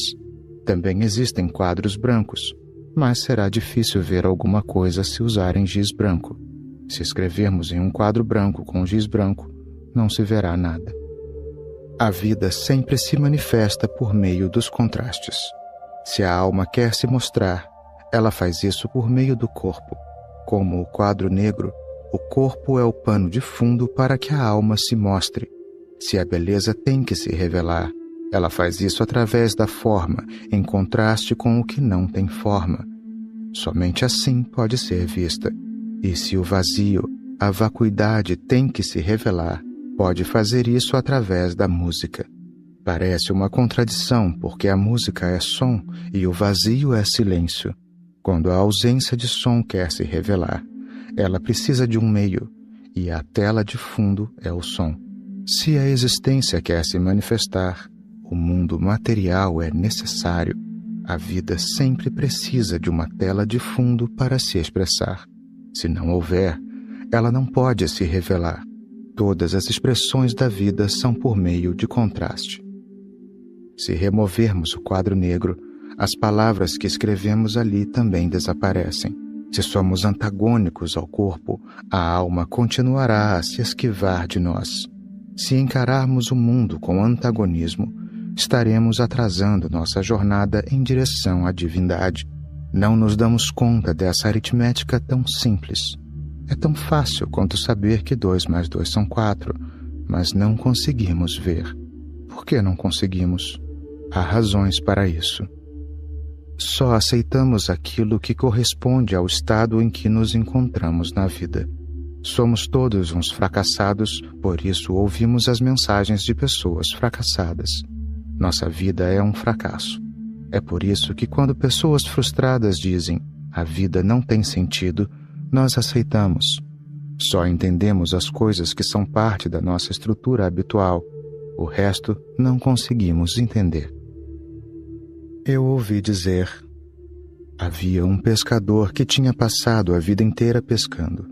Um dia, ele decidiu ir à capital para dar uma volta pela cidade. Tudo o enchia de assombro. Foi a um mercado que só vendia perfumes e essências de todo o país. Era o maior shopping de perfumes da região. Assim que entrou, tapou o nariz, porque não conseguia suportar o mau cheiro. Ele só conhecia o cheiro de peixe e, para ele, era um perfume. Se sentiu muito incomodado, queria logo sair dali, mas o shopping era muito grande, afinal, era o maior do país. Ali, só se vendiam perfumes da melhor qualidade, os mais caros de todo o mundo. Por fim, ele caiu desmaiado. Um grupo de pessoas se reuniu em volta dele. Os vendedores das lojas mais próximas correram com seus perfumes mais caros, achando que se ele os aspirasse, recuperaria a consciência.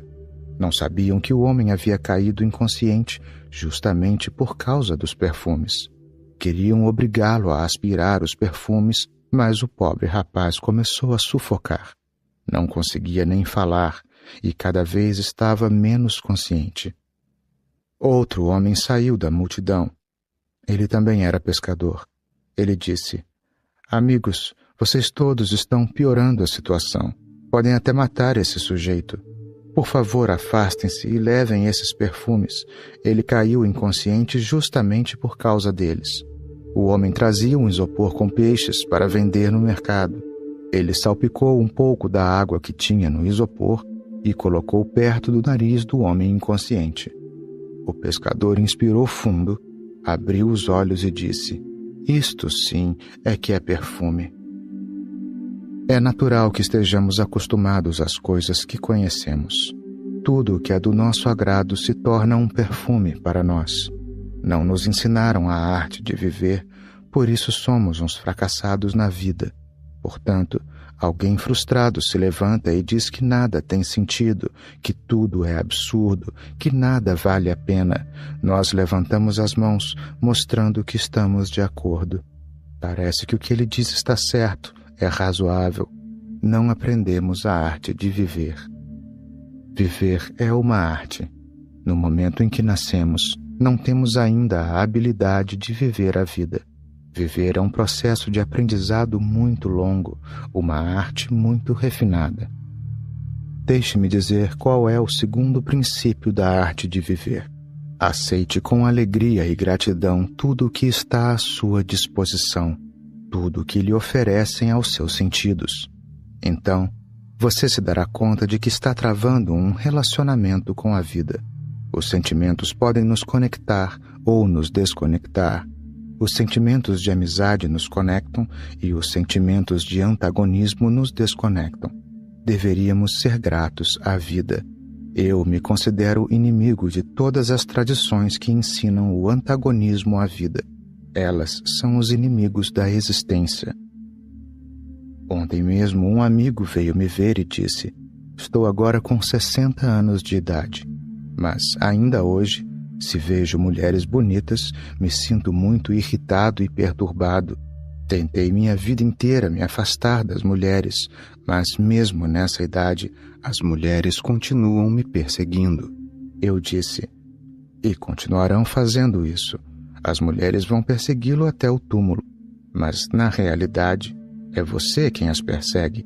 A arte de viver não recomenda que você fuja das mulheres, que feche os olhos para a beleza.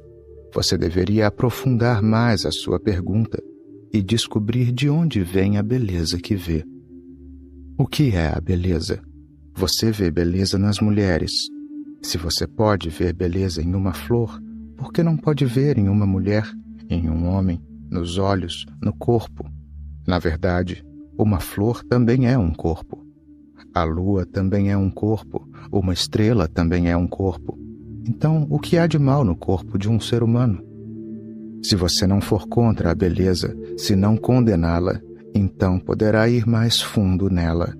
Sua mente poderá se aprofundar mais, indo além do eco sutil da beleza e alcançando um ponto que é a fonte de toda a beleza.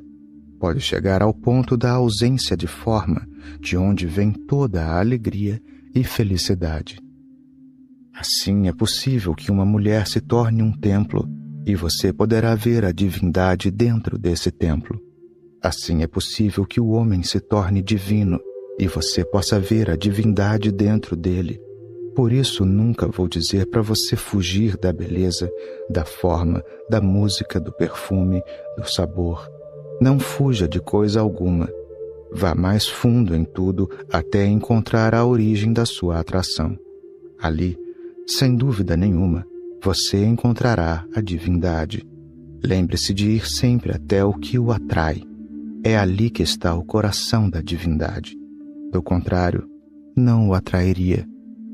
Você tem que entender que a atração é uma mensagem da existência. Então, entre nas suas camadas mais íntimas e profundas. Deixe que a mente se recolha e se afaste, e você será capaz de ver que toda mensagem é simplesmente uma mensagem da existência. O que o olha através de uma flor é a existência. A existência olha através do mar, através da lua, através de uma mulher, através de uma criança. A existência olha através de todas as coisas. Se você quiser encontrar a existência, terá de deixar as portas abertas. Será preciso estar sempre disposto a permitir que as mensagens dela penetrem fundo no seu coração. O ser humano pode ser transformado em um homem totalmente novo. Toda a humanidade pode passar por uma transformação. Essa mudança radical é possível. Porém, somos influenciados demais por aqueles que condenam a vida e não recebemos inspiração daqueles que celebram a vida. Esse é o segundo ponto que eu quero frisar. Durante estes 3 dias, tente abrir sua mente. Fique aberto a todos os tipos de atração. Abra sua porta para todos os sabores da vida. Encontre camadas cada vez mais profundas na alegria de experimentar a vida. Vivencie a unidade com a vida. A vida se derrama e flui com essas doces chuvas. Seja uno com elas, conecte-se com elas. Não mantenha distância entre você e a chuva. Seja como uma folha seca flutuando no ar. Se o vento o levar para o leste, vá para o leste. Se o vento o levar para o oeste, vá para o oeste. Se ele a deixar no chão, fique no chão. Ele o elevar ao céu, flutue entre as nuvens. Seja como uma folha seca.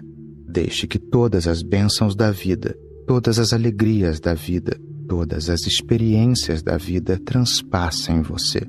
Não atrapalhe, não crie barreiras, não levante muros. Apenas flutue no oceano da vida. E se lembre de que o oceano da vida será o último mensageiro que o levará à divindade. Só poderão alcançá-la aqueles que flutuam no oceano da vida. Aqueles que dão as costas à vida e se opõem a ela nunca chegarão. Nunca alcançarão nada. Esse é o segundo princípio que quero salientar. Vamos discutir o terceiro princípio amanhã de manhã. Você só vai entender quando tiver experimentado. O sensor que existe dentro de você se recusará, porque corre perigo em um experimento assim. Seu sensor interior vai recriminá-lo, dizendo: não se envolva nisso nem por acaso. Isso vai criar muitos problemas, só vai deixar tudo mais complicado. A meditação pode ser algo muito perturbador. Seu sensor interior falará muito alto. Ele não é nenhuma novidade, faz parte da mente coletiva. Está sentado dentro de nós há 5.000 anos. Tem envenenado a nossa vida. Não lhe permite sentir a alegria de viver. Não lhe permite escutar nenhuma música. Vê a vida de um jeito negativo. Deveríamos entender a vida como algo criativo, como um ato de reverência. Deveríamos honrar e respeitar nossa vida, amar a vida. Deveríamos ser agradecidos pela vida. Bem-aventurados aqueles que estão cheios de gratidão pela vida, porque só eles podem receber tudo o que é nobre, belo e benevolente. Agora vamos prosseguir para a meditação da manhã. Primeiro, entenda 2 ou 3 questões. Para mim, meditação é aceitação, é o reconhecimento da vida, o movimento do ar indo e vindo. Existe um som, primeiro ele surge e depois desaparece. O mar continua rugindo, os pássaros cantam. Aceite tudo isso como bênçãos da existência. Aceite tudo. Até agora, tudo que foi ensinado em nome da meditação é apenas resistência, oposição. Até agora, só ensinaram a você que não deve ouvir nenhum som, nem sentir nada, nem mesmo se for mordido por formigas. Esse é o processo da morte. Quando uma pessoa morre, não sente se uma formiga a morde. E se o vento sopra, ela também não sente. Uma pessoa que está viva, obviamente, sente tudo isso. Quanto mais vivo você está, mais você sente. Sua capacidade de sentir aumenta, sua receptividade aumenta.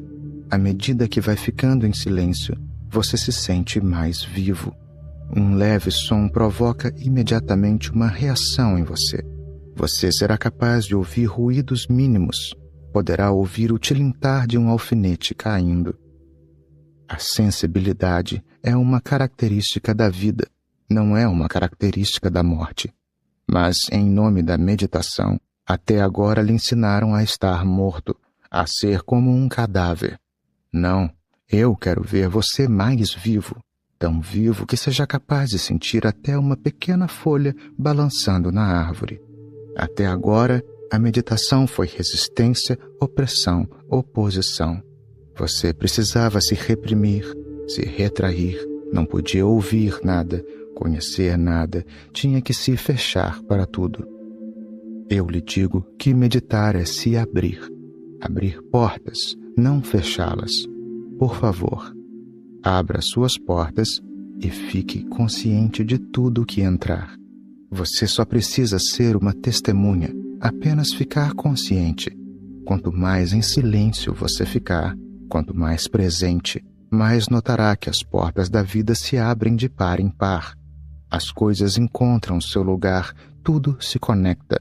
Pouco a pouco você se dá conta de que seus limites exteriores estão indo abaixo.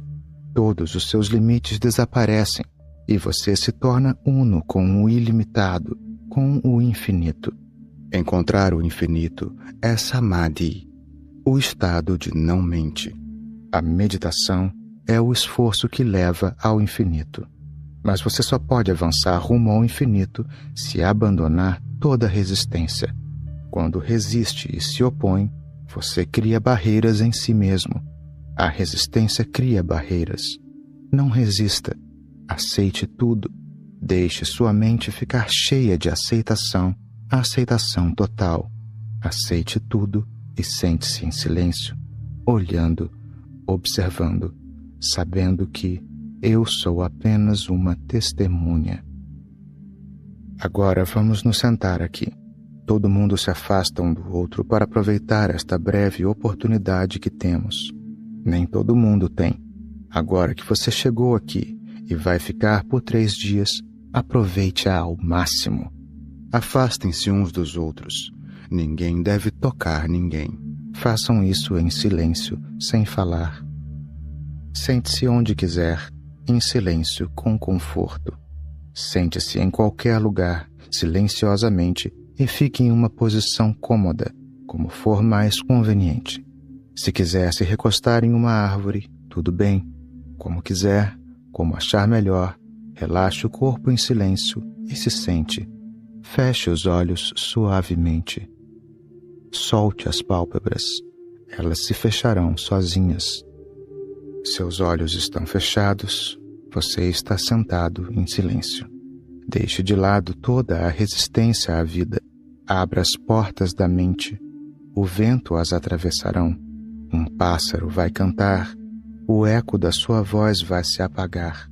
Você é apenas uma testemunha. Sentado em silêncio, observe e continue ouvindo. Continue ouvindo. Apenas ouça. Seja apenas uma testemunha e nada mais. Pouco a pouco, a mente ficará totalmente silenciosa. Ouça, ouça o vento, o rugido do mar. Há muitos sons na existência. Ouça. Um pássaro começou a cantar. Continue ouvindo e a mente ficará silenciosa. Continue ouvindo por 10 minutos. Apenas ouça. Tudo se dissolverá. Os ventos estarão, os pássaros estarão, mas você se dissolverá. O mundo permanecerá, mas você não estará mais aí. A vida permanecerá, mas você não estará mais. Abandone-se. Ouça tudo em silêncio. Por 10 minutos, apenas ouça. Continue ouvindo. Seja apenas uma testemunha. Lentamente, a mente se aquieta. A mente se enche de silêncio. A mente ficará profundamente quieta. A mente ficou calada. Continue ouvindo. Continue ouvindo. Continue ouvindo. Apenas o vento está soprando, o rugido do mar. Onde você está? Só há o vento, o rugido do mar, o gorjeio dos pássaros. Onde você está? Continue ouvindo. Continue ouvindo. Lentamente, tudo está ficando em silêncio. A mente ficou quieta. Você se dissolveu completamente. A mente ficou quieta. A mente está calada. A mente ficou totalmente calada. Você é apenas uma testemunha, só uma testemunha. Continue ouvindo, continue ouvindo. A mente ficará ainda mais silenciosa. Apenas o vento, o rugido do mar, o canto dos pássaros. Você não existe mais. Uma mulher grita alto. Por favor, cuidem dela. Lentamente, respire fundo. Respire fundo várias vezes e depois abra os olhos lentamente. Abra os olhos suavemente. A sessão da manhã está concluída. 5. A arte de viver com autenticidade. Hoje de manhã eu disse algo sobre se render à divindade na vida e sobre uma atitude mental de aceitação, de respeito e de confiança na vida. Recebi várias perguntas sobre esses temas. A vida nunca foi aceita. Até agora, ninguém pediu que se tenha confiança e respeito pela vida. Ninguém proclamou isso até o momento. Foram feitos muitos esforços vigorosos, esforços de todo tipo, para se fugir da vida, para se escapar da vida, para se destruir e demolir a vida. Algumas pessoas, políticos, defensores da guerra, generais do exército, influenciaram este planeta, tentando destruir a vida. Por outro lado, existem outros que estão comprometidos com outro processo. Essas pessoas, os religiosos, os eremitas e os monges, voltaram seus esforços para seu mundo interior e destruíram a própria vida. Há 2 tipos de violência: destruir a vida de outra pessoa ou destruir a própria vida, aniquilar o outro ou aniquilar a si mesmo. Dos 2 jeitos, está se destruindo a vida. Até hoje, não se incutiu na mente humana um respeito sincero pela vida. É óbvio, portanto, que surgiram muitas perguntas quando eu disse que a vida em si é a divindade. Um amigo perguntou: Osho, se a própria vida é divina, que sentido tem nos libertarmos do ciclo de nascimento e morte, ou moksha? Dizem que a vida é escravidão, e estou dizendo que a vida é divina. Não estranho que até agora a vida tenha sido chamada de escravidão, mas ela não é.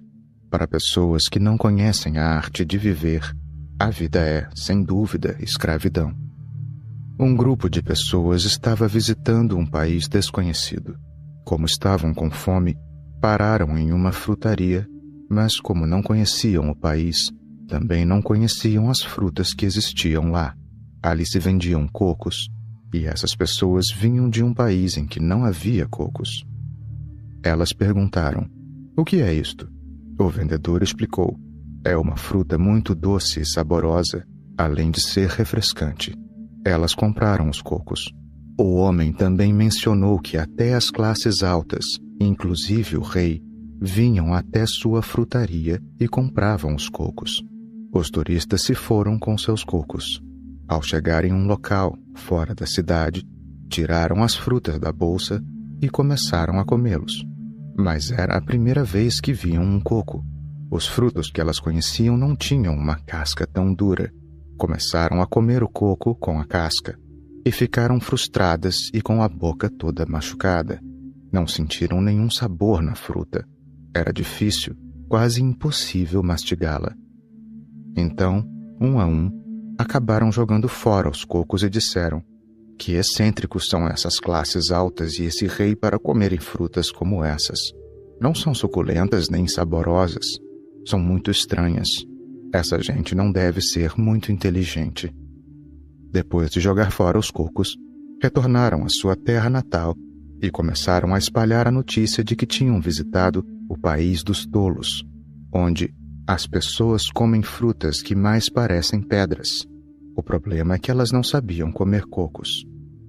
Por isso, Não surpreende que as pessoas se sintam acorrentadas à vida, pois elas não sabem comer o fruto da vida, não sabem aproveitar a vida, não sabem beber o sumo da vida, não sabem sentir a música da vida. A vida não tem correntes, e não existe moksha, nem libertação que não seja a própria vida. Quando uma pessoa conhece a vida em sua totalidade, ela atinge a libertação durante o curso da vida, enquanto ainda vive. Não pode haver nenhuma contradição entre vida e libertação. Na vida, não pode existir forças contraditórias. Simplesmente não pode existir uma hostilidade básica entre a existência e o mundo. Há uma profunda amizade que estende uma ponte entre elas. No mundo, na libertação, no corpo, no espírito, na forma e na falta de forma, só se manifesta um espírito essencial. Mas nosso fracasso, nossa desconfiança da vida, nos limita e se torna um cativeiro para nós. Nunca aprendemos a arte de viver. A vida se tornou amarga e insípida para nós porque ignoramos essa arte. Por isso, em vez de mudar nosso estilo de vida, tentamos destruir a própria vida.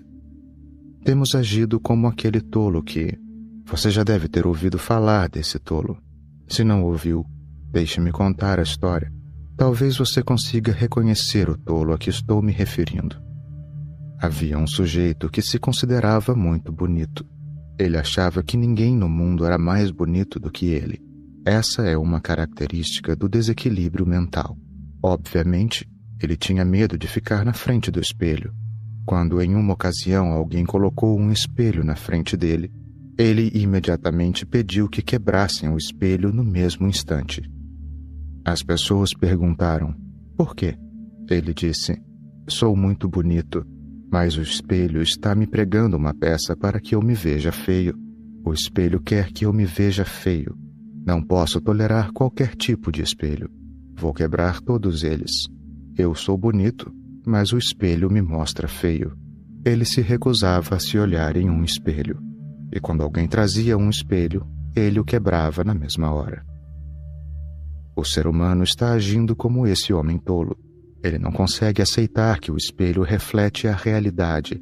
O espelho nos mostra o que somos. Ele não tem motivos para fazer ninguém parecer feio. O espelho nem tem consciência da nossa existência. Ele reflete o que somos. Mas, em vez de admitir que somos feios, preferimos quebrar o espelho. As pessoas que fogem do mundo são as que quebram espelhos. Se o mundo lhe parece um desastre, então lembre-se de que o mundo não passa de um espelho. Vemos o que somos. Se a nossa vida é triste, nosso mundo está cheio de tristeza. Se nossa mente tem uma tendência para se preocupar, nosso mundo é ofuscado pelas preocupações. Se recolhemos espinhos, encontramos apenas espinhos na vida. Nosso mundo é um eco. O que quer que haja dentro de nós ecoa pelo mundo. Mas não estamos prontos para ver isso. Continuamos dizendo que o mundo é sofrimento. Continuamos dizendo, a vida não tem sentido. É preciso deixá-la, destruí-la, fugir dela, libertarmos-nos. Do que queremos fugir? Não podemos nos libertar da vida. Em vez de destruir a vida, temos que mudar a nós mesmos. Se queremos nos libertar, temos que nos transformar radicalmente. Temos que estar prontos para mudar a nós mesmos. Por isso, somos gratos pela vida e nos sentimos abençoados.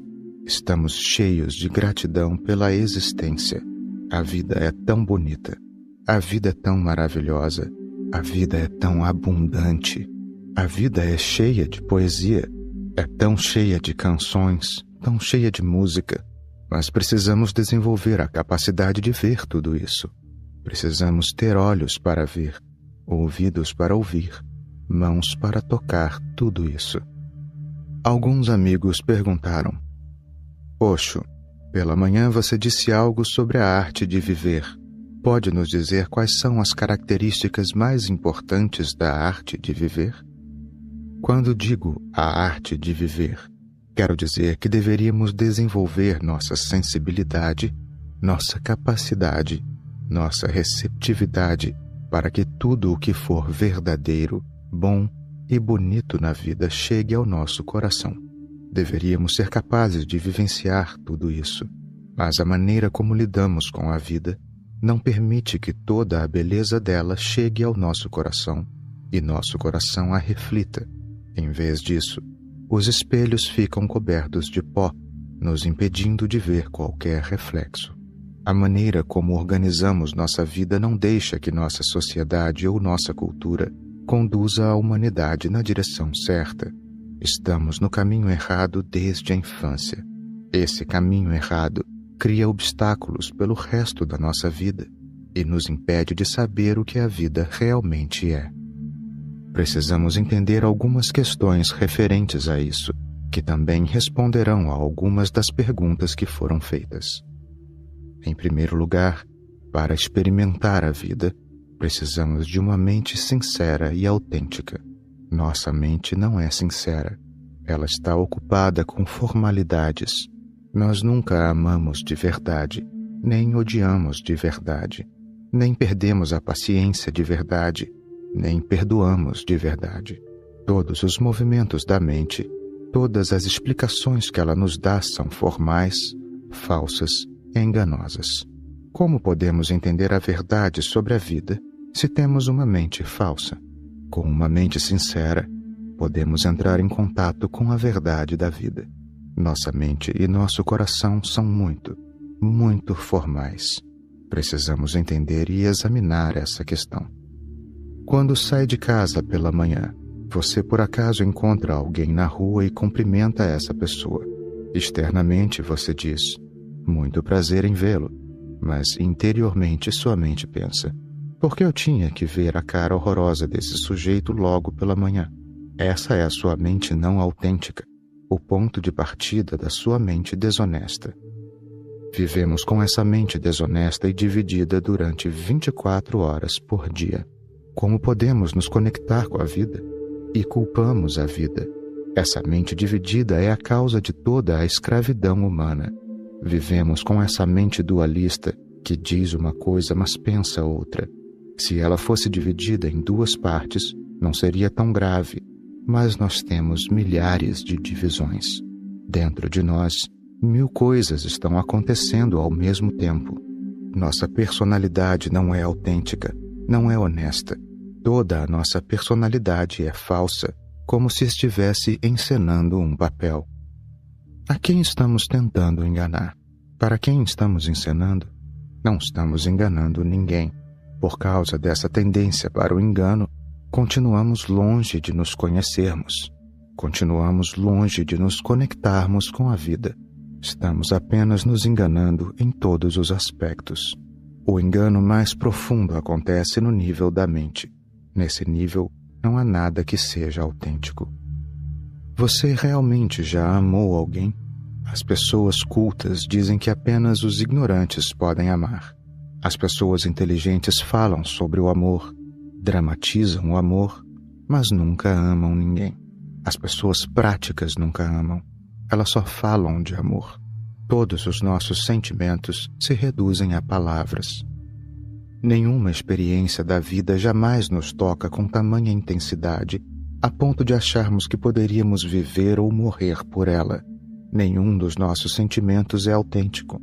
Mesmo quando perdemos a calma, nós a perdemos nos sentindo impotentes. Não há nenhuma força por trás desse destempero emocional. Não há nenhum poder por trás dele. Se alguém não pode expor sua raiva de modo autêntico, sincero, como pode perdoar alguém? Só alguém que pode sentir raiva total pode perdoar. Somente alguém capaz de ser um inimigo pode ser um amigo, mas não podemos ser amigos nem inimigos. Estamos em cima do muro.